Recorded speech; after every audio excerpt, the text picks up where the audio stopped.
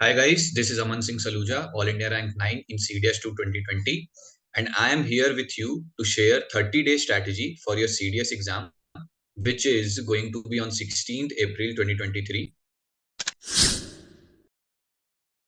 This is a whole strategy for you for 30 days for the people who have done some preparation of sort for the CDS exam, because out of the blue, if some of the people is trying to do in just 1 month, so it is very difficult, but things are possible.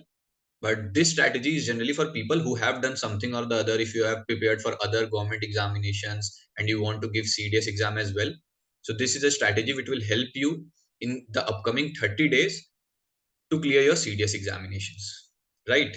So let's begin. So first of all, we should discuss some cutoff, and then I'll go about subject wise the English, maths, and the general awareness. Each and everything I'll discuss, that what should be your strategy for 30 days, beginning with the cutoff. So, as we all know, the cutoff for OTA in the past 2-3 CDS examination have gone above 100 plus.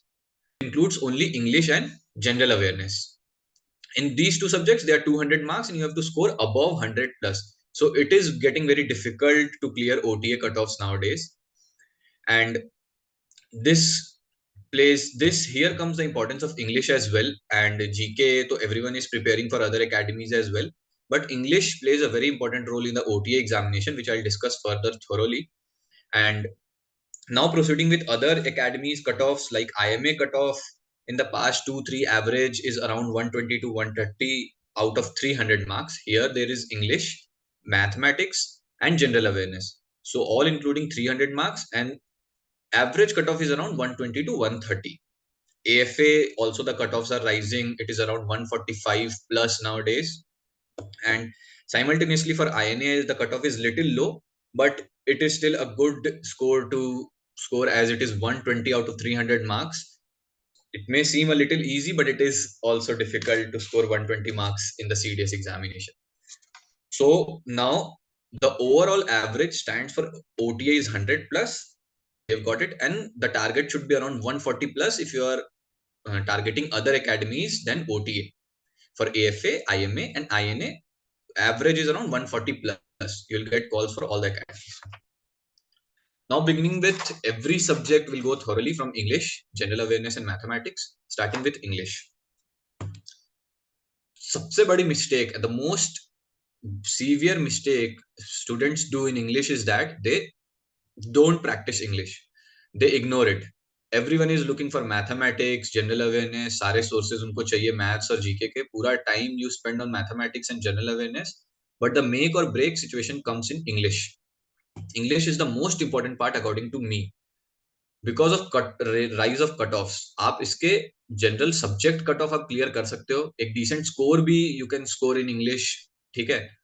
But to score overall cutoff clear करने के लिए you have to score around 70 plus in English.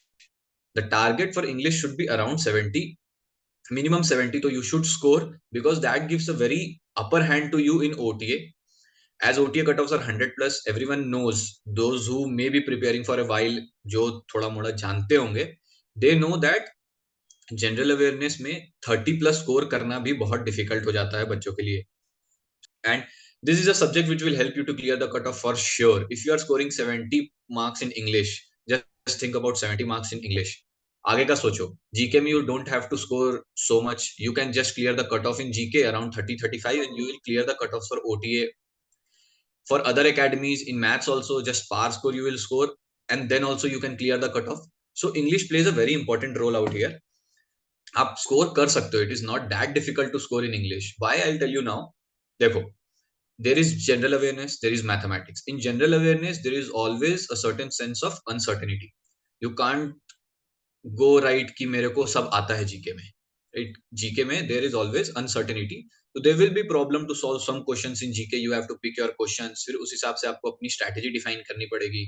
Before examination आपको क्या क्या subjects पढ़ने हैं, because GK तो is an ocean. आपको पिक करना है कि which topics you are going to deliver in the exam, कौन से टॉपिक आप करोगे, कौन से नहीं करोगे. And the score also depends on examination day strategy. Exam day में आपकी स्ट्रेटेजी कैसी रही. If the examination day strategy goes well, तो if you are scoring good in English, तो वो बर्डन आपके दिमाग से जीके और मैथ्स, जो आप बर्डन ले रहे हो, जितना आप एफर्ट लगा रहे हो जीके और मैथ्स में, वो आपका हट जाता है just by scoring good in English. So I recommend generally कि गो फॉर इंग्लिश. आपको इंग्लिश का 1 महीने का टाइम है आपके पास. You can prepare well for English starting today onwards. If you start as well, just go on with practicing. I'll tell you the full strategy what you can do for these upcoming 30 days before the examination. कि first of all let's discuss some topic before. क्या क्या topic आते हैं English में, क्या क्या topics आपको करने चाहिए, and then I discuss about the strategy for the next 30 days. So some of the topics in English are sentence arrangement, as you would know, synonyms, antonyms, selection words, ordering of sentences, comprehension questions, ordering of words, fill in the blanks, idioms and phrases. So these are the topics which generally come in every competitive exams all around India. जो भी आप government competitive exams कर रहे हो, तो ये topics English में generally आते ही हैं. तो if you have prepared somewhat और अदर, कुछ ना कुछ कहीं से करा होगा, then it would be helpful to you. But CDS के लिए you need to practice a lot, because English का इंपॉर्टेंस मैंने आपको बता दिया. You have don't have to score just a par score. English में you have to maximize the score, right? तो some of the topics I would like to discuss here, कि आपको ये सारे टॉपिक्स जो मैंने बताए, इसकी प्रैक्टिस तो आपको करनी है. कुछ टॉपिक्स ये से हैं जो कुछ आपके लिए डिफिकल्ट हो सकते हैं, जैसे कि first of all synonyms and antonyms, right? अब इन 30 दिनों में यू कांट डू लाइक मैं एक एक सिनोनिम एंटोनिम लेके बैठूंगा, कोई मोटी सी किताब पकड़ लूंगा और सारे वर्ड्स, उनके मीनिंग एंड ऑल सब रट जाऊं. ऐसा तो पॉसिबल नहीं है, right? That goes same with idioms and phrases. idioms and phrases भी इतने सारे idioms phrases है, यू कांट गो अराउंड कि मैं सारे idioms एंड phrases मैं करके खत्म कर दूंगा 30 दिनों. तो आप कर क्या सकते हो इसमें? सिनोनिम्स एंड एंटोनिम्स और idioms एंड phrases के लिए मैं एक स्ट्रैटेजी बताता हूँ आपको. आपको गेस वर्क लगाना है, ठीक है? गेस वर्क इन सेंस, आपको प्रैक्टिस करनी है पहले घर पे. आपको एक स्ट्रैटेजी बनानी है अपनी, कि ठीक है idioms एंड phrases मैं सारे तो नहीं कर सकता, बट प्रीवियस ईयर पहले उठाऊंगा. प्रीवियस ईयर के सारे क्वेश्चंस मैं पिक करूंगा. उसमें से मैं देखूंगा कि क्या क्वेश्चंस आ रहे हैं, क्या नहीं आ रहे. मोस्टली सिमिलर टाइप्स के ही आते हैं. ऑप्शंस एलिमिनेटिंग एक आपके पास आइडिया हो सकता है कि आप ऑप्शंस एलिमिनेट करके थोड़ा गेस वर्क लगाओ, क्योंकि इसमें यही पॉसिबिलिटी है अभी. If you are doing it from a while, आपको कुछ कुछ याद होंगे, तब भी you are not sure shot कि you will get all the synonyms antonyms and idioms and phrases which you have read in the past few 6 months or 7 months, जो अभी आप प्रिपरेशन कर रहे हो. तो इसमें आपको अपनी स्ट्रैटेजी बनानी है by practicing only. In these 30 days, practice synonyms and antonyms, and practice questions of synonyms and antonyms rather than going around a book, right? Questions practice करो इसके, and prepare a strategy for yourself कि ठीक है, this is my strategy, मैं ऐसे approach करूंगा इन questions को. तो दीज आर ऑलमोस्ट सॉल्वेबल. आपको अगर 4 क्वेश्चंस आते हैं, 5 क्वेश्चंस आते हैं, सिनोनिम्स के अलग, एंटोनिम्स के अलग, तो 5 5 से आप अगर 2 2 3 3 भी निकाल लोगे, then it's good. Good for you. 70 marks के क्लोज अप आ सकते हो, taking this strategy for synonyms, antonyms and idioms and phrases. And other topics which I have told about, sentence arrangement, selection words, ordering of sentence, comprehensions comes a lot.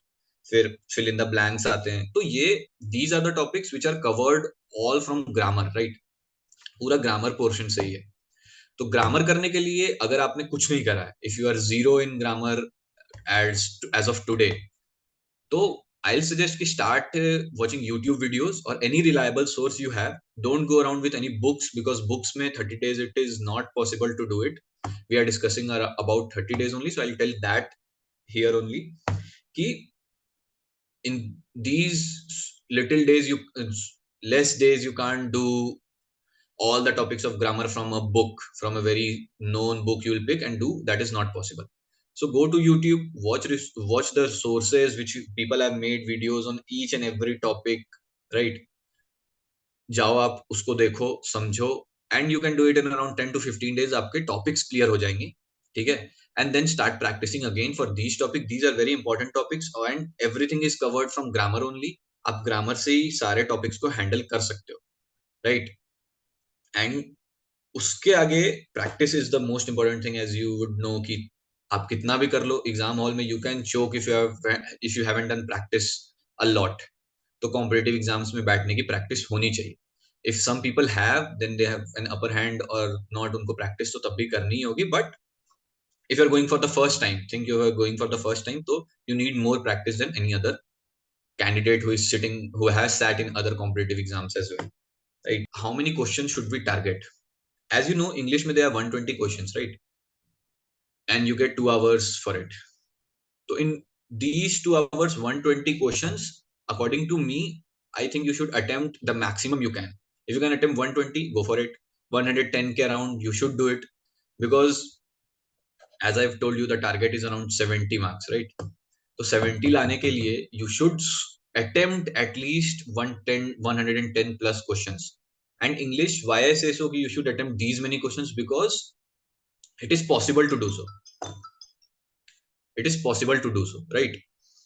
120 आपको 2 घंटे मिलते हैं. It is not like mathematics. Mathematics में I think an average student can't go above 50 plus questions. If you are doing as an average mathematics student, you can't go above 50 plus, because there is a human capacity also आपको solve करना होता है. In English, आप अगर वो habit develop करके आए हो, then you can attempt more than 110 plus questions, as I have done and many of my friends and students are doing. So it is possible to attempt 110 plus questions, and you should target that for sure.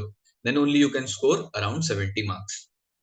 Now coming to other sections as well, I'll go on with mathematics now. So mathematics, जिनका strong है, they can make their own strategy. जिनका नहीं है, they can make their own strategy. But I'll talk about an average student, जो average mathematics में कितना score हो सकता है. तो मैंने ऐसे एक I have done some workout here कि if you take 2 minutes to solve a mathematics problem, right? 2 minutes for one problem. So in 10 minutes you think you can solve 5 questions, but no, it is not true. You will be able to solve only 4 questions, because एक दो questions में आपको ज्यादा time लग सकता है.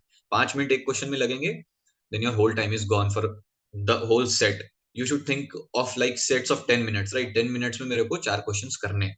ये mathematics का अप्रोच होना चाहिए.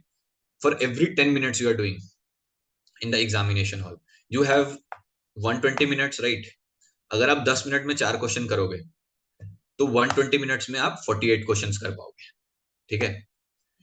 तो this this shows directly कि average person can score how many marks in mathematics. It's around 45 to 50.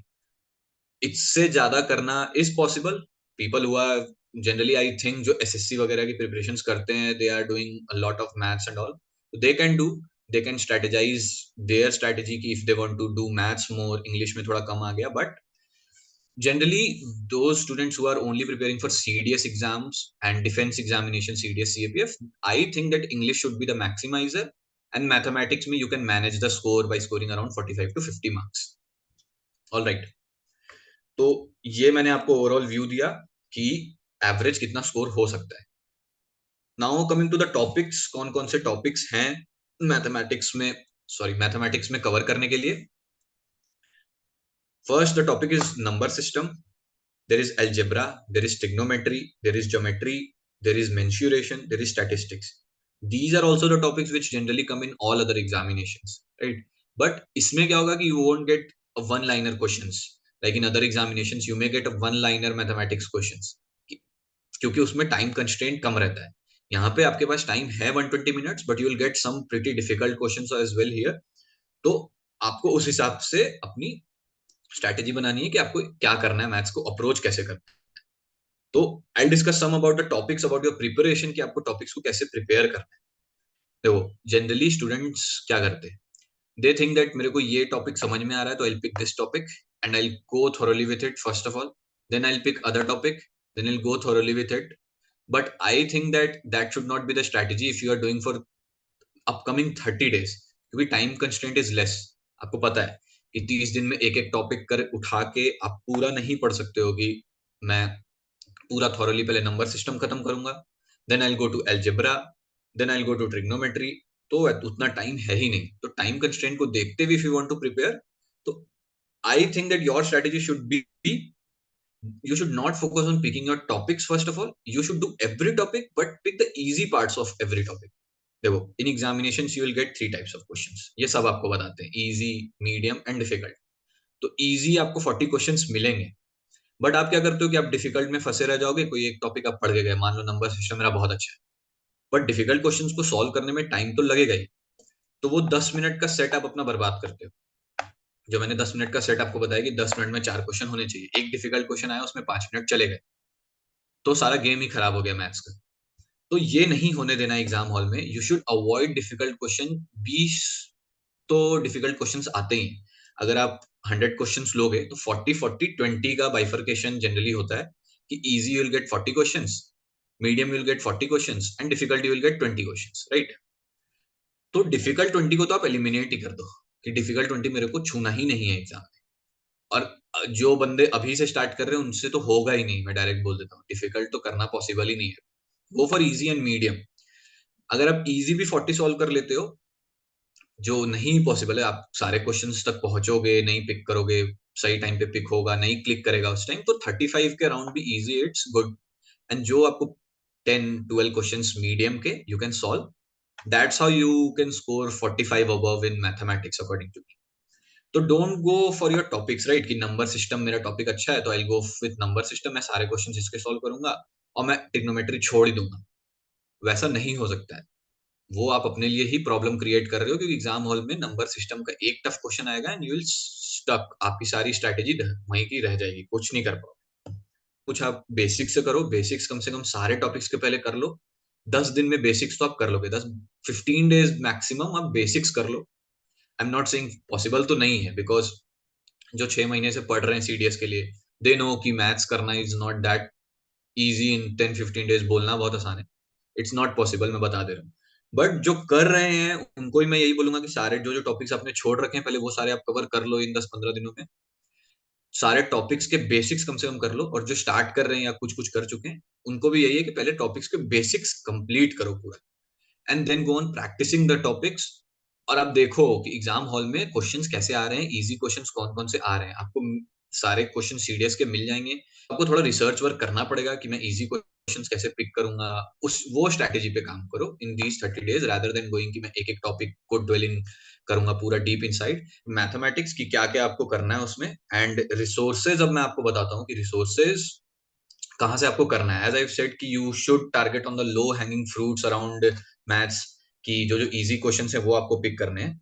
तो you can go with any trusted video resource, but I will suggest that there is a course by ex OTA cadet Chinmay Mahale sir, who is doing these 100 questions ही हैं आपके पास। ये 100 questions 20 videos में आपको मिलेंगी, and these 100 questions are the easy questions जो आप पढ़ सकते हो, and you can easily score around 40 marks, 40 plus marks in your CDS examinations.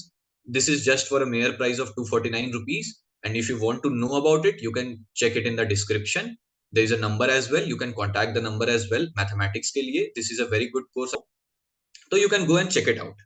So now आपका स्कोर कितना बन रहा है अकॉर्डिंग टू यू? अगर आप देखो तो इंग्लिश में you are scoring around 70, in maths में आप 40 मान लो, 45 आई थिंक कि उतना तो स्कोर करना ही चाहिए, और मैथ्स उतनी प्रैक्टिस आपको कर लेनी चाहिए। बट इफ यू हैव, मान लो कि नहीं, if things doesn't go right, you score around 40, so 70 plus 40 is 110, right? You would realize कि जीके में 30 स्कोर करना is possible, right? Generally the people are not able to score 20 plus marks also, क्योंकि GK में the difficulty people face is uncertainty first of all। 20 plus marks score जो subject cut of है वो भी score नहीं कर पाते हैं बहुत, जो इधर उधर की प्रिपरेशंस कर रहे हैं, जैसे मैंने बोला, और कोई कॉम्पिटिटिव एग्जाम्स की प्रिपरेशन कर रहे हैं, तो उन they don't give importance to GK. अगर वो मैथ्स कर रहे हैं तो वो सोचते हैं कि मैं मैथ्स से निकाल लूंगा, बट जीके के this is the only subject जिसमें मेरे को लगता है कि बच्चों की सब्जेक्ट कट ऑफ नहीं क्लियर होती है, ठीक है? तो फर्स्ट ऑफ ऑल जीके को आपको इतना प्रिपेयर करना है कि जनरल अवेयरनेस को, कि 20 प्लस मार्क्स तो आपको लाने ही लाने। But as strategy which I have told you, आपको दिख रहा होगा कि आप कहीं मैनेज नहीं कर सकते हो 70 प्लस स्कोर इन इंग्लिश। मान लो if you are thinking that I will score more than 70 plus, एक बार टेस्ट दे के देखो। It is pretty difficult to score more than 70 in English, right? It is an average score which you can score in maths also. As I told you 10 minutes का जो आप circuit बना रहे हो 4 क्वेश्चन का, तो 48 question maximum you can do, एक दो गलत होंगे तो 45 is the average you can score, right? So here comes the GK portion, जिसमें it is given that 20 plus is a subject cut off, but you have to score at least 30 plus. 140 से भी ऊपर जाती है की कट ऑफ, तो 30 plus तो minimum you have to score to clear the cut off for GK, right. और मान लो कि you are going for, just think that INA की कट ऑफ, आईएनए की cut off is 120 and IMA की cut off is around 130, right. तो this has made your things easier, right, for GK. English में अगर आप उतना score कर लेते हो, मैथ्स में उतना स्कोर कर लेते हो, तो जीके में you have a margin of around, आपको एरर का मार्जिन है कि नहीं सही हुए क्वेश्चंस उस दिन। मान लो द थिंग इज कि अब जीके इज इतना अनसर्टेन कि आप सब पढ़ के भी गए एंड एग्जाम हॉल में you didn't get the questions which you are thinking कि वो आएंगे, एग्जाम हॉल में नेगेटिव हो गए क्वेश्चंस, स्टिल 20 प्लस तो आप स्कोर कर ही सकते हो and you can clear the cut off for IMA and INA. AFA के लिए you have to score around 30-35 marks in general awareness as well, and average score if you go through, right? So we'll discuss about GK thoroughly now. General awareness, this is the most scary part, as you all think कि GK कहाँ से पढ़ें, क्या करें, बहुत it is uncertain sir कि कहाँ से GK क्वेश्चंस आएंगे क्या नहीं आएंगे। बट मैं आपको बताता हूँ कि मोस्ट ऑफ द थिंग्स अगर आप जीके की देखो तो it is a set pattern कि कौन सा क्वेश्चन कहाँ से आ रहा है, इस साल आया था तो अगले साल कैसा आ रहा है, वो एक पैटर्न आपको डिफाइन करना पड़ेगा। If you can't do, they are very other sources which are doing it for you, I will also do now कि क्या क्या आप कर सकते हो। मेरे एक्सपीरियंस से मैंने क्या क्या पढ़ा था एंड कौन कौन से क्वेश्चंस आए हैं, तो वो एक पैटर्न है which you can pick up और उस पैटर्न से ही आप कर सकते हो। बिकॉज अगर आप वो स्टूडेंट हो जो आउट ऑफ द ब्लू आ रहे हो जीके पढ़ने के लिए, तो एक महीने में 30 डेज में तो आपको पता भी नहीं चलेगा आपने पढ़ा क्या है और क्या नहीं पढ़ा है, ठीक है। आप कर भी रहे हो कुछ टाइम से, जो बच्चे कुछ 6 महीने से प्रैक्टिस प्रिपरेशन में लगे हुए भी होंगे, एक साल से लगे हुए भी होंगे, they are still not able to figure out कि जीके क्या है, कहाँ से पढ़े हैं कैसे नहीं पढ़े। क्योंकि मार्केट में पीपल आप हैं, सोर्सेज हैं जो आप दे आर टेलिंग यू कि कहाँ से क्या करना है, but I think that some sources are not reliable as well, जो आप भटक जाते हैं बच्चे की ये कौन सा कुछ भी पढ़ाने लगते हैं, राइट। सीडीएस एग्जाम है तो you they are giving some general question, CDS is a very standard exam, right, कोई भी जनरल गवर्नमेंट एग्जाम्स के जैसा नहीं है सीडीएस। तो उसमें जो आप वन लाइनर्स जीके पढ़ते हो, जो स्टैटिक जीके आती है, पीपल थिंक कि वो जीके पढ़ के आपकी सीडीएस की जीके निकल जाएगी, तो it is not possible. First of all ये पहली मिस्टेक हुई। दूसरी मिस्टेक हुई कि वो start doing such big books like Laxmikanth, तो एक हो ही गया कि politically I have to pick और पूरी बुक खत्म करनी है, तो 30 डेज में तो फिर it is next to impossible to do Laxmikanth. अब खाली पॉलिटी ही नहीं है जीके में, there are other topics as well. Polity के खाली 20 क्वेश्चन ही आएंगे, तो it makes things difficult for students कि कैसे जीके हम हैंडल करें और क्या करें जीके में। और एक और मिस्टेक मैं यहाँ डिस्कस करने वाला था, राइट, कि पहली स्टैटिक जीके के क्वेश्चंस पिक कर रहे हो। दूसरी मिस्टेक ये हो गई कि आप हाई लेवल बुक्स पे सीधा पहुंच गए, राइट, कि आप CSC level, civil services level की बुक्स स्टार्ट कर दी आपने, जैसे लक्ष्मीकांत और स्पेक्ट्रम हो गई हिस्ट्री के लिए, तो आप पढ़ते ही रह जाओगे, एग्जाम कभी नहीं क्लियर होगा आपका, राइट। सीडीएस एग्जाम के लिए एक अलग स्ट्रेटेजी लगेगी, ठीक है। इफ यू हैव टाइम, जिनके पास था time, they have read these books, उनके लिए अच्छा है, but without these books also you can clear CDS exam. बस थोड़ी एक स्ट्रेटेजी लगेगी, थोड़ा आपको पिक करना पड़ेगा कि कौन कौन से क्वेश्चन हैं, बेसिक्स क्लियर करने होंगे। एंड आई सेड कि 20 प्लस ही स्कोर करना है आपको, और कुछ स्कोर नहीं करना है। 20 प्लस स्कोर करना है आईएमए की कट ऑफ के लिए, एएफए की कट ऑफ के लिए 30-35 स्कोर करना है। 30-35 score you can do in these 30 days. I tell you the strategy as well. So let's begin. First of all, topics in GK, I cover the topics in GK. General awareness में क्या क्या topics है? Polity है, there is geography, there is history, there is science which covers physics, chemistry and biology, और general science के भी बहुत सारे क्वेश्चन आते हैं। There is current affairs, right. These are the major topics जो आपके सीडीएस एग्जाम में आते हैं। तो सबको आप 20-20 क्वेश्चंस अलॉट कर सकते हो, ठीक है। तो इसको मैं बाइफरकेट करता हूँ 2-3 स्लॉट्स में जीके को, क्या क्या आपके पास है। पहला तो सेक्शन आपके पास आ गया polity and geography. I think this is the most certain certain section है ये, कि इसमें से जो क्वेश्चंस आएंगे वो रिपीटेड होते हैं जनरली। पिछले साल से आप उठा के देख लो, वही क्वेश्चंस आपको पूछे जाते हैं पॉलिटी ज्योग्राफी में, ठीक है। और पॉलिटी के कुछ सेट्स हैं, जैसे फंडामेंटल ड्यूटीज, फंडामेंटल राइट्स, यहाँ से क्वेश्चंस आएंगे। फंडामेंटल ड्यूटीज बहुत छोटा चैप्टर है, तो वहां से एक दो क्वेश्चंस आएंगे ही आएंगे। तो you should do those questions first. अब आप बेसिक से एकदम पॉलिटी स्टार्ट कर दोगे कि I will do from constitution कैसे बना क्या बना, तो 30 days में it is not possible, right.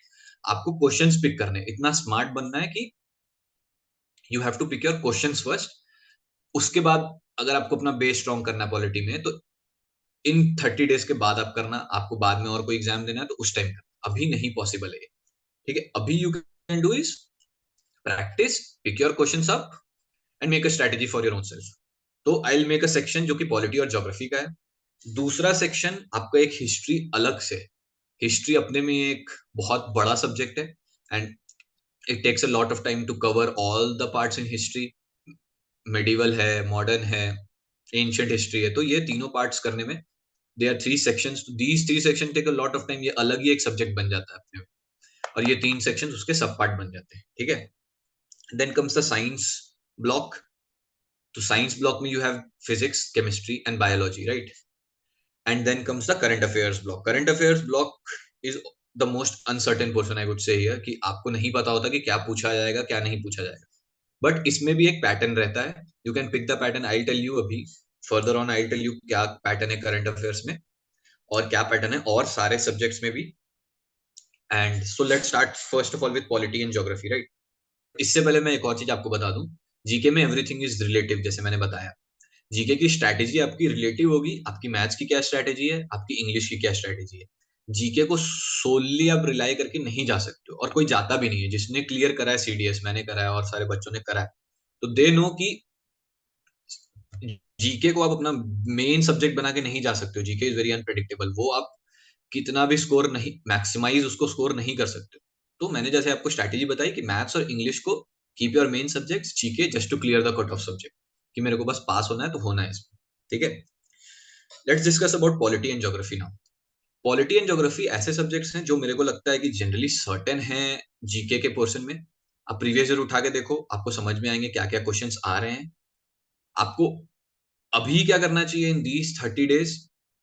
आपको पहले तो प्रीवियस ईयर सारे क्वेश्चंस पॉलिटी और ज्योग्राफी के सॉल्व कर लेने चाहिए. क्योंकि एंड पॉलिटी और ज्योग्राफी में क्या है कि they are small small topics. Geography का एक टॉपिक अगर कवर करना चाहो तो रिलेटेबल नहीं है वो, कि मैं पिछला टॉपिक मैंने नहीं पढ़ा तो ये टॉपिक मेरे को नहीं समझ में आएगा. ठीक है, generally things are not that relatable. अगर ओवरव्यू भी ले लेते हो, मान लो लैटिट्यूड लॉन्गिट्यूड का ओवरव्यू लेके आप आगे मैपिंग करने जाते हो, तो ओवरव्यू 10 मिनट से 15 मिनट आपको ओवरव्यू मिल जाएगा कि लैटिट्यूड लॉन्गिट्यूड क्या है, कैसे मैपिंग करते हैं हम लोग. फिर आप मैप्स में मैपिंग कर सकते हो कि हाँ ये हिल्स यहाँ है, ये है. तो that will help you in geography. ये इसीलिए मैं बोल रहा हूँ कि पॉलिटी एंड ज्योग्राफी रिलेटेबल ज्यादा नहीं होते हैं. हिस्ट्री आप मान लो, हिस्ट्री आप अगर मॉडर्न पढ़ रहे हो, आप बीच से कोई टॉपिक उठाते हो, तो इनफैक्ट खाली मॉडर्न के ही बीच से आप एक टॉपिक उठाओगे तो आपको नहीं समझ में आएगा. You have to know the past कि क्या हुआ था, कैसे हुआ था. ठीक है, खाली मॉडर्न ही बता रहा हूँ मैं. मिडिवल और एंशिएंट तो पूरी हिस्ट्री आप पढ़ने जाओगे तो फिर तो आपको बहुत टाइम लग जाएगा. इसीलिए I think polity and geography are relatively easy, क्योंकि एक तो आप मेजर टॉपिक्स उससे फाइंड आउट करो and those topics are not relatable.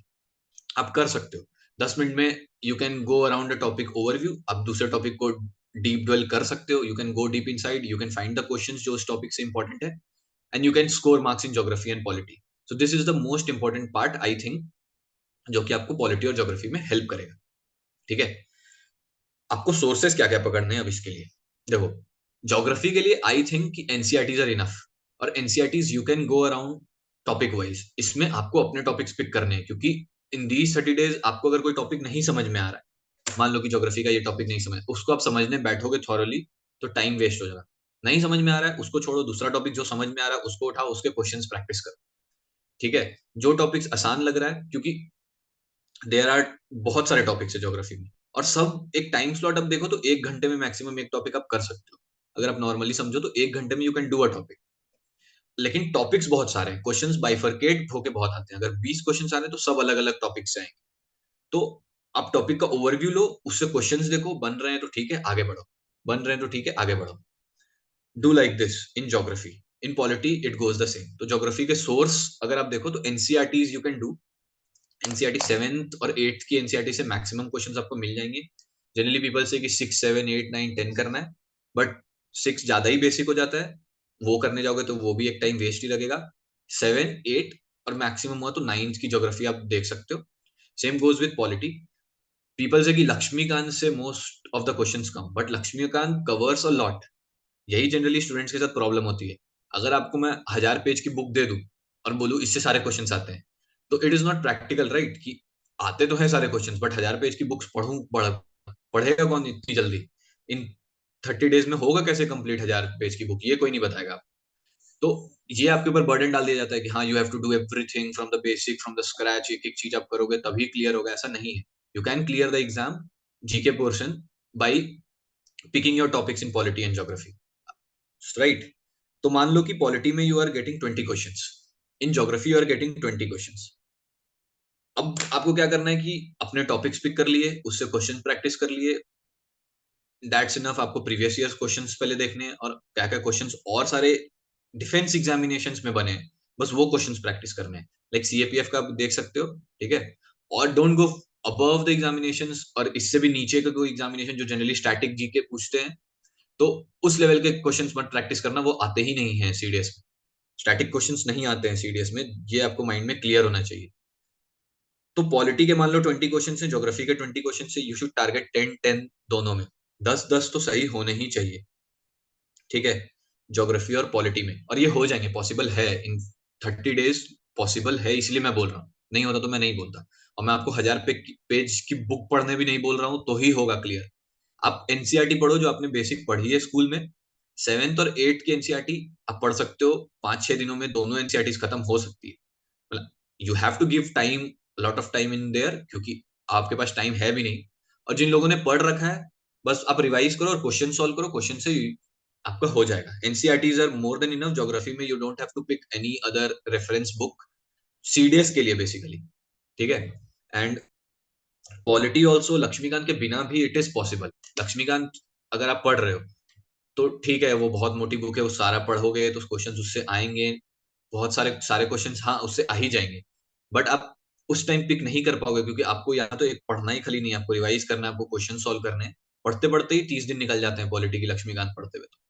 तो एनसीईआरटी पिक करो, नहीं तो कोई यूट्यूब सोर्स जाओ, यूट्यूब से सोर्सेज देखो, बहुत रिलायबल सोर्स हैं जो आप पिक कर सकते हो, जो आपको पॉलिटी के टॉपिक्स पढ़ा दें। कि ठीक है, फंडामेंटल ड्यूटीज डायरेक्ट पढ़ लिया मैंने, फंडामेंटल ड्यूटीज के ये क्वेश्चन आए, वो क्वेश्चन सॉल्व कर लिया, राइट?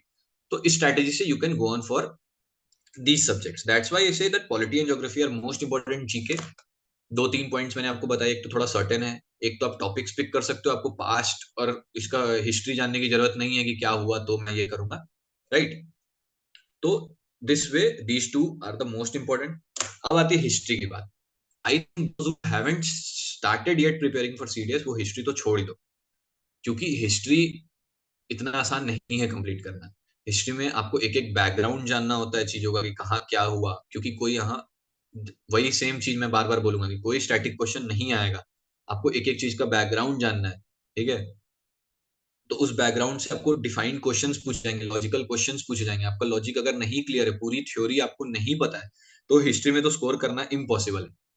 और अब टाइम देना हिस्ट्री में, तो ये तो बेवकूफी है कि now you are starting. First of all आपने हिस्ट्री पिक कर ली, हाँ मेरे को बहुत अच्छा लगता है हिस्ट्री पढ़ना, तो मैंने हिस्ट्री पिक कर ली, तो आप एग्जाम नहीं क्लियर कर पाओगे।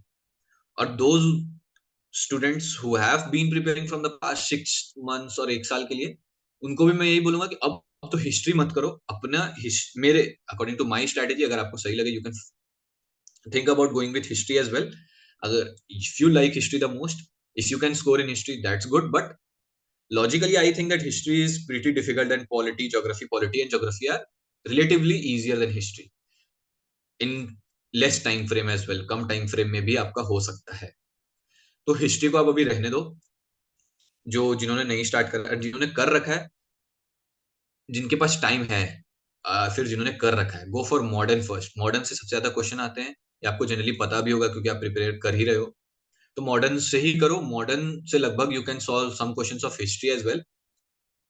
तो दिस विल हेल्प। हिस्ट्री में मैं और ज्यादा ड्वेल नहीं करना चाहूंगा। I don't want to go history के लिए, क्योंकि मैं उतना हिस्ट्री को इतने कम टाइम फ्रेम में नहीं देखता हूँ कि यू कैन डू हिस्ट्री पूरा, राइट?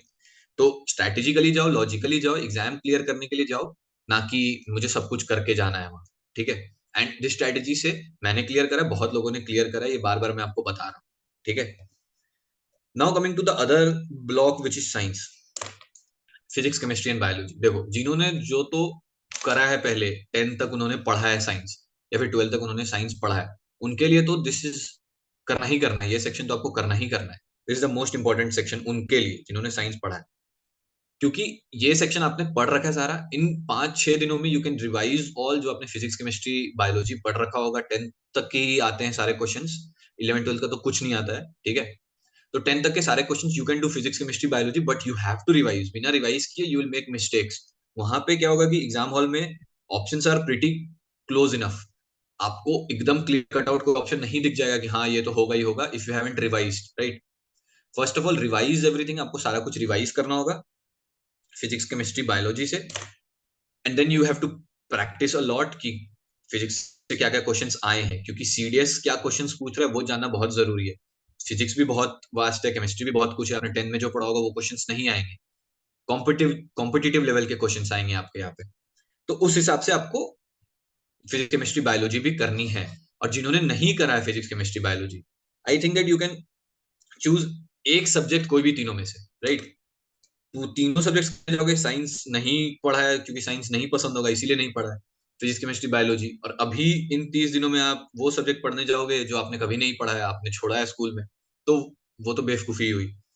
तो फिजिक्स केमिस्ट्री में आपको एक सब्जेक्ट पिक करना है, कोई भी एक सब्जेक्ट पिक करो और उसके क्वेश्चंस करो, फिजिक्स समझने की कोशिश करो इन दीज डेज। फिजिक्स, अगर आप फिजिक्स के बेसिक्स कम से कम क्लियर कर लो, 7th लेवल 8th लेवल तक तो पढ़ा ही होगा कम से कम। नहीं भी पढ़ा है तो 7th 8th लेवल की फिजिक्स आप देख सकते हो, उस लेवल की फिजिक्स आप कर सकते हो। एंड फिजिक्स या फिर chemistry, not only physics, physics या फिर केमिस्ट्री या बायो में किसी को इंटरेस्ट हो फॉर बायो, बायो करके आप ये तीनों में से कोई एक सब्जेक्ट आप उठाओ और उसको कंप्लीट करो, दैट्स इट। और उसी के क्वेश्चन सॉल्व करो और दो रहने दो क्योंकि नहीं हो पाएगा इतना time. And now coming to the most important and the most scary part as you would say, current affairs, right. Current affairs, लोग सोचते हैं कि कहाँ से पढ़ना है क्या नहीं पढ़ना है, सोर्स फाइंड करने में ही आपको बहुत डिफिकल्टी होती है। तो करंट अफेयर्स क्या है कि देखो, एक तो करंट अफेयर्स में दे आर, एक नॉर्मल जीके के क्वेश्चंस आते हैं जो कि फिक्स्ड जीके के क्वेश्चंस होते हैं, जो कि स्टैटिक जीके के क्वेश्चंस भी आते हैं इसमें, करंट जीके के। एंड कुछ होते हैं जो लॉजिकली होते हैं, पास्ट इवेंट से जाए, लाइक पूरा आपके उससे डिफाइंड, क्या बोलते हैं किशन, एक मिनट कट। हेलो। हाँ कूल, मैं सुन रहा हूँ। हाँ मैं उसको फिर से स्टार्ट करूंगा, ठीक है, इसको एडिट कर देंगे। ठीक है ठीक है। एक सेकंड, क्या बोलते हैं उसको, चलो। हाँ, सो जीके में करंट अफेयर्स के पार्ट पे, करंट अफेयर्स क्या है कि मोस्टली अनडिफाइंड है, ठीक है। लोग they are not able to find कौन से क्वेश्चंस आते हैं। स्टैटिक क्वेश्चंस भी आएंगे and there are questions which are related to international relations as well, कि इंडिया ने कौन सा पैक्ट साइन करा, और डिफेंस के रिलेटेड भी क्वेश्चंस आएंगे। तो इंटरनेशनल रिलेशंस जो ये वाले क्वेश्चंस हैं, ये सारे क्वेश्चंस स्टैटिक टाइप पे नहीं आएंगे। ये एशियान, मान लो एशियान की कोई समिट हुई तो कौन कौन से मेंबर्स हैं उसमें, एक ड्वेल डीप करके एक एक चीज आएगी उसमें से। और इंडिया ने क्या पैक्ट साइन करा, कैसे इंडिया को इफेक्ट करेगा, ये सारे क्वेश्चंस भी कभी कभी आ जाते हैं। ये these are logical questions, not static questions, right. तो स्टैटिक तो आप कोई भी यूट्यूब चैनल में जाओ and people have discussed past 1 year GK, और ये मत स्टार्ट करना कि हाँ मैं एक साल पूरा करूंगा तो आई स्टार्ट फ्रॉम जनवरी 2022 और वहां से मैं स्टार्ट करूंगा। तो करते करते आपके पास टाइम नहीं बचेगा, आप मई तक कर पाओगे एंड आपका जीके खत्म हो गया मान लो। क्योंकि आप रूटीन बनाओगे तो you will make your routine thoroughly, कि मैं हाँ ये करूंगा ये करूंगा ये करूंगा, बट बीच में बम्स आएंगी and you will leave, GK छूटती चली जाती है। तो मैं तो बोलूंगा generally people do this as well, ये कॉमन सेंस भी है कि आप पीछे से स्टार्ट करो।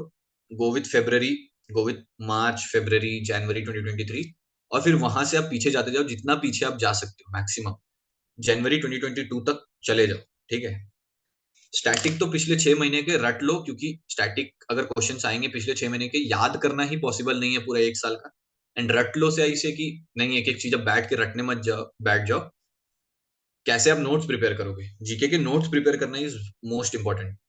30 डेज हैं, ठीक है, 30 डेज में भी नोट्स प्रिपेयर करने होंगे GK. Just watching the videos won't do any profit to you. If you watch the videos, आपने वीडियो सारे देख लिए बट आप चीजें भूलते चले जाओगे जीके के रिगार्डिंग। एक छोटी सी कॉपी बनाओ, बैकवर्ड जाओ, मार्च से फरवरी जनवरी, उसके सारे स्टैटिक के क्वेश्चंस लिखो। और जो ये इंटरनेशनल रिलेशंस के बारे में बात कर रहा था कि और सारे जो लॉजिकल बेंड के क्वेश्चंस आते हैं जीके, उन क्वेश्चंस के लिए आपको समझना पड़ेगा, मतलब जो जो चैनल्स इनको समझाते हैं उनको फॉलो करो, rather than static GK off directly go to March. एक इवेंट को फॉलो करो, जैसे एशियान हुआ, मान लो G20 अभी हुआ, इंडिया में G20 का वो चल रहा है, तो उस पूरे इवेंट को जिसने समझाया हुआ है, उस पूरे इवेंट को देख के खत्म करो। ऐसा नहीं कि आपने एक स्टैटिक पढ़ लिया, हाँ इंडिया में G20 हुआ, दैट्स इट, आगे पढ़ गए। क्या क्या हुआ क्या नहीं हुआ, एक एक चीज आपको एक वीडियो में मिल जाएगी, बहुत सारे चैनल्स हैं जो बताते हैं ये। तो अब उसको पूरा कंप्लीट करो, इवेंट्स वाइज पिक करो चीजों को, जो जो इंपॉर्टेंट इवेंट्स हैं। और जो स्टैटिक है, जैसे नोबेल प्राइज किसको मिला, ये सब स्टैटिक क्वेश्चंस है। तो ये स्टैटिक क्वेश्चंस आप 6 महीने से बैकवर्ड जाना चालू कर दो, जैसे मार्च फरवरी जनवरी, एज आई सेड आपको वो करना है करंट अफेयर्स के लिए। तो करंट अफेयर्स में भी 20 क्वेश्चंस आएंगे, तो आपका टारगेट कितना होना चाहिए? 10 तो सब में आपका टारगेट होना चाहिए, ठीक है, 10 टारगेट होना चाहिए। बट मान लो कि now summarise all the things, आप क्या करते हो इस स्ट्रैटेजी के अकॉर्डिंग? पॉलिटी में you are scoring 10 questions, geography में 10, हिस्ट्री में चलो 5 ही माने, मॉडर्न आपने करा है या फिर नहीं ही करा है तो 10 10 from polity and geography, history में 5, फिजिक्स केमिस्ट्री बायो में से अगर आप एक सब्जेक्ट उठाते हो, सब में से 10 10 10 क्वेश्चन आते हैं, ठीक है, 30 क्वेश्चन यहाँ से आते हैं। तो 10 में से मान लो यहाँ से भी 5 उठाए एक सब्जेक्ट का, if you are not good in science, अगर good in science, if you are good in science, तो योर स्ट्रेटेजी वुड बी 20+। अगर आपने साइंस पढ़ रखा है तो यू शुड गो फॉर 20+। ये आपको बाकी चीजों का बर्डन बहुत रिलीज कर देगा। करंट अफेयर्स के क्वेश्चंस नहीं भी बने then it's good, you are good to go. अगर आपका साइंस है, नहीं है तो 5 क्वेश्चंस मिनिमम इन तीनों सब्जेक्ट में से कोई एक सब्जेक्ट उठा के उसके 5 क्वेश्चंस आपको सॉल्व करने हैं। और अगर नहीं है साइंस तो करंट अफेयर्स का इंपॉर्टेंस थोड़ा बढ़ जाता है, तो करंट अफेयर्स आपको कंप्लीट करने होंगे, क्योंकि जो लोग अब साइंस में टाइम दे रहे हैं आपको वो टाइम करंट अफेयर्स में लगाना है, एक एक इवेंट्स खत्म करना है। 20 25 क्वेश्चन जनरली करंट अफेयर से आ जाते हैं, तो 10 से 15 क्वेश्चन आपको टारगेट करने, नहीं पॉसिबल है 15 क्वेश्चन भी, तो 10 क्वेश्चन आपको टारगेट करने हैं, you will get around 35 marks. ये मैं आपको पूरी स्ट्रैटेजी बता रहा था जीके की, बट इसको आप ऊपर नीचे कर सकते हो अकॉर्डिंग टू यू, आपको कौन सा सब्जेक्ट पसंद है क्या नहीं पसंद है। बट मेरे हिसाब से पॉलिटी एंड ज्योग्राफी से आप स्टार्ट करो first of all. Polity and geography is the easiest part, सब में से सारे उनके पॉइंट्स कंसिडर अगर आप करो तो polity and geography is the easiest part, relative to uncertainty, relative to questions कैसे आते हैं, रिलेटिव टू टॉपिक्स कैसे हैं, अंडरस्टैंडेबल टॉपिक्स हैं, ऐसा नहीं है कि अंडरस्टैंड भी आप नहीं कर पाओगे, a normal person can understand reading from books as well. तो पॉलिटी ज्योग्राफी से आप स्टार्ट करो, करंट अफेयर साथ के साथ आप करते चले जाओ। एंड जीके की एग्जामिनेशन स्ट्रेटेजी में अब हम आते हैं, ठीक है। फर्स्ट ये तो मैंने बता दिया कि एनसीईआरटी ज्योग्राफी के लिए देखनी है, पॉलिटी के लिए यू कैन गो। और अभी आप कोई स्टैंडर्ड बुक मत उठा लेना, स्टैंडर्ड बुक कंप्लीट करने में 30 दिन लग जाते हैं, और वो it would be of no help to you. And now coming to GK की स्ट्रैटेजी, ठीक है, एग्जामिनेशन स्ट्रैटेजी जीके की क्या होगी? जीके में यू कांट डू तुक्का, जो गेस वर्क मैंने इंग्लिश में बोला था कि आप कर लो, जीके में मत करना, क्योंकि जीके में जनरली क्वेश्चंस गो रॉन्ग और आपको कट ऑफ क्लियर करने में और दिक्कत आएगी। अभी मैंने आपको सारा सिनेरियो समझाया कि पॉलिटी ज्योग्राफी सब कंसिडर करने के बाद it is difficult to score 35+ marks in GK, ठीक है। तो अगर आप इसमें भी नेगेटिव करना चालू कर दोगे तो गिरते चले जाओगे, सेक्शनल कट ऑफ ही क्लियर नहीं होगी, तो फिर बहुत बड़ी प्रॉब्लम हो जाएगी। मान लो इंग्लिश में स्कोर कर लिया, मैथ्स में भी स्कोर कर लिया, जीके की सेक्शनल कट ऑफ नहीं क्लियर हुई, तो इससे खराब कुछ नहीं हो सकता आपके लिए, इससे खराब एक्सपीरियंस कुछ नहीं होगा, ठीक है। तो जीके को कीप इट सेफ, पढ़ो उतना, प्रैक्टिस करो उतना, एग्जाम में उतने ही क्वेश्चंस मार्क करो जितने आपको आते हैं, कोई तुक्का करने की जरूरत नहीं है। इंग्लिश में यू कैन डू, मैंने आपको इंग्लिश की स्ट्रैटेजी अलग से बताई है। मैथ्स की स्ट्रैटेजी, मैथ्स में तो आप कुछ गेस वर्क ज्यादा करोगे नहीं, you have to solve each and every question, आपको क्वेश्चन सॉल्व करने हैं। टाइम फ्रेम जो मैंने आपको बताया, टाइम सेट्स 10 मिनट का, उसमें आपको टारगेट लेके सॉल्व करना है। जीके में जितना पढ़ा है उस हिसाब से अपना टारगेट बनाओ, रिलेटिव टारगेट होगा, रिलेटिव है सब कुछ इसमें, इंग्लिश में क्या करा, मैथ्स में क्या करा, उस हिसाब से जीके की स्ट्रैटेजी बनाओ। इंग्लिश के बाद आपको ब्रेक मिलेगा, मैथ्स के बाद आपको ब्रेक मिलेगा, तो अब मैथ्स तो लास्ट में होता है, बट उस हिसाब से आप अपनी स्ट्रैटेजी बनाते जाओ। एग्जाम से पहले ही आप अगर टेस्ट दे रहे हो तो आपको अपनी जीके की स्ट्रैटेजी बतानी है पहले ही, कि हाँ मुझे जीके में इतने मार्क्स आ रहे हैं, मैं इतने ही अटेम्प्ट करूंगा, इतने मार्क्स मेरे बन जाएंगे, ठीक है। और एग्जाम हॉल में you have to do some tweaks, ऊपर नीचे आपको करना पड़ेगा, but you can manage it all, ठीक है, जीके में। So now I will summarise everything. कि आपको इन 30 दिनों में क्या करना है, कितना टाइम देना है, एक एक सब्जेक्ट को कितना टाइम देना है, और किस में डीप डाइव करना है, किस में डीप डाइव नहीं करना है, एक summary overall. And you can go on with this strategy. और कोई स्ट्रैटेजीज अब देखने मत बैठना, बिकॉज टाइम बहुत लिमिटेड है। कि नाउ पीपल जो जो सो के उठे हैं अभी, जिनको अभी लग रहा है कि हाँ अब तो कुछ कर ही ले, तो एक स्ट्रैटेजी देखो, आगे बढ़ो, उसी को फुलफिल करने की कोशिश करो 30 दिन में। इट इज पॉसिबल, और ये हो, generally people have cleared it and you can also clear it, right?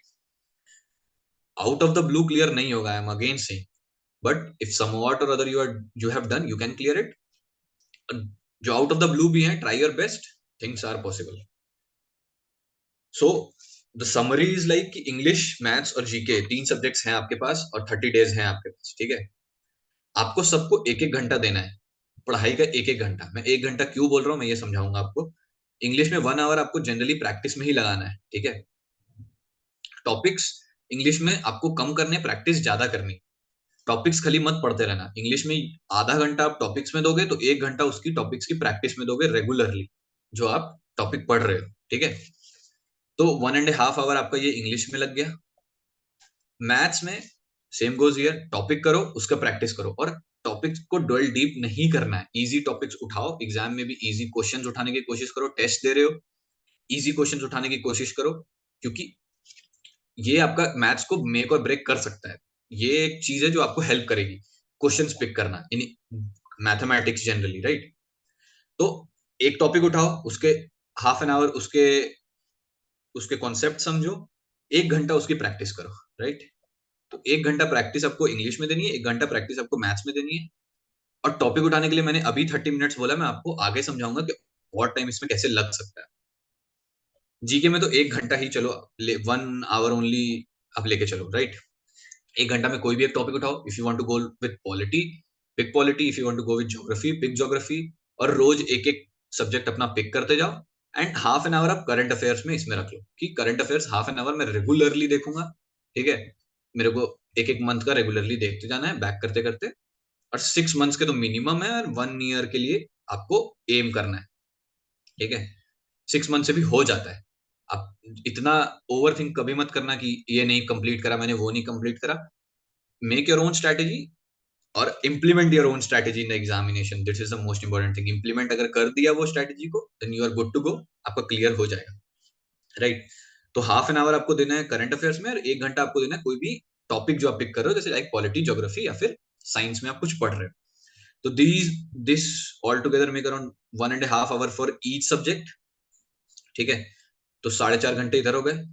अब आपको लगेगा 4.5 घंटे तो बहुत आसान है, आई गिव, अब 30 दिन है, मैं आज से स्टार्ट करूंगा, रोज 5-5 घंटे पढ़ूंगा और मेरा हो जाए। इसमें एक और ट्वीक मैं आपको बता देता हूँ। ये आपका स्टडी टाइम है, राइट? इसमें आपको बहुत सारी चीज सर्च भी करनी पड़ेंगी, कि कौन सा सोर्स से मैं पिक करूँ। वो वो इंक्लूड मत करना अपने स्टडी टाइम में, कि हाँ मैंने ये सर्च करा, 1 घंटे बैठ के मैंने पूरा यूट्यूब स्क्रॉल कर लिया, तो हाँ मैंने 1 घंटा पढ़ाई कर ली। ये नहीं होगा आपकी पढ़ाई। आपको 5 घंटे पढ़ना है, ठीक है? और इसके आगे पीछे आपको जनरली स्क्रॉल करना है, यूट्यूब देखना है, वीडियोस देखने, सर्च करने की, और कहाँ से आप सोर्स पिक कर सकते हो जो इजी सोर्सेज हो आपके लिए। आपको सोर्स पिक करने में थोड़ा टाइम लगेगा, 5-6 दिन आपको समझ में आएगा कि हाँ this is a reliable source, इससे मैं पिक कर सकता हूँ, जो ये मेरे को इजी समझा रहा है, इससे मैं पिक कर सकता हूँ। क्योंकि एक से आप स्टक करके मत रह जाना, कि आपका पूरा टाइम चला गया, आपने एक जगह ही फंसे रह गए, आपका हुआ कुछ नहीं। सोर्स पिक करना इज इंपॉर्टेंट, राइट? ये। और finally I would like to say कि आपको अभी this this thing would sound very silly, कि हाँ ठीक है, 1 महीने 5 घंटे पढ़े और सीडीएस एग्जाम क्लियर हो गया। इतना आसान नहीं है CDS. CDS is a very standard exam, right? और ये 5 घंटे करना भी आसान नहीं है। Now as I am telling you the strategy, आप अपने बोर्ड में जाओगे, आप एक एक घंटे की स्ट्रैटेजी बनाओगे। हाँ 9 बजे उठूंगा, 9 से 10 ये करूंगा, 10 से 11 ये करूंगा। वो फिर स्टैट वो रूटीन आपकी कल से खत्म हो जाएगी, क्योंकि this is the first day and you would feel enthusiastic कि हाँ मैं कर लूंगा 1 महीने में सीडीएस। वैसे नहीं होता है, वो कर ही नहीं पाओगे आप। ये 5 घंटे आपको रेगुलर देने हैं। ये आपको इजी अभी लग रहा होगा, but trust me, this is the most difficult thing. एक आज से भी if you start regularly time देना, आपको फिगर आउट करनी है चीजें, आपको सोर्सेस फिगर आउट करने हैं, आपको क्वेश्चन सॉल्व करने हैं, एंड आपको फिगर आउट करना है कि मेरे लिए क्या, आपके लिए क्या बेस्ट स्ट्रैटेजी होगी, क्योंकि सबके लिए अपनी अपनी स्ट्रैटेजी होती है।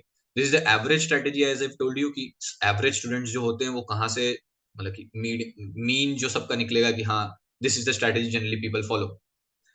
बट आपको अपने हिसाब से लिटिल बिट इधर उधर करना पड़ेगा कि हाँ मेरे लिए ये आसान है, मेरे लिए वो आसान है। तो वो टाइम जो लगेंगे, these that is extra time, वो आपके स्टडी में नहीं इंक्लूड होगा। स्टडी में यू आर गेटिंग 5 आवर्स, तो आपको हार्ड स्टडी करनी है, पूरे टॉपिक्स क्लियर करने हैं, आपने अभी कुछ नहीं करा है।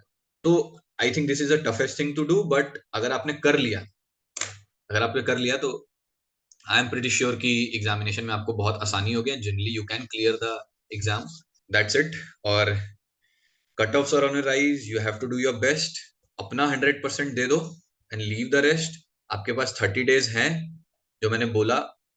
आपको अभी आसान लग रहा होगा, करके देख लो। मिलेंगे after the examination, will meet after the examination, तब मैं पूछूंगा कितने लोगों ने करा और कितने लोगों ने नहीं करा। ये बहुत डिफिकल्ट टास्क हो जाता है, regularly each and every day without even missing a single day आपको करना होगा। एक भी दिन इधर उधर हुआ तो your strategy is going to be haywire, आपसे कुछ नहीं, वो पूरा ऊपर नीचे हो जाता है, राइट? मैनेज करो your time and all the best for the examinations. Thank you.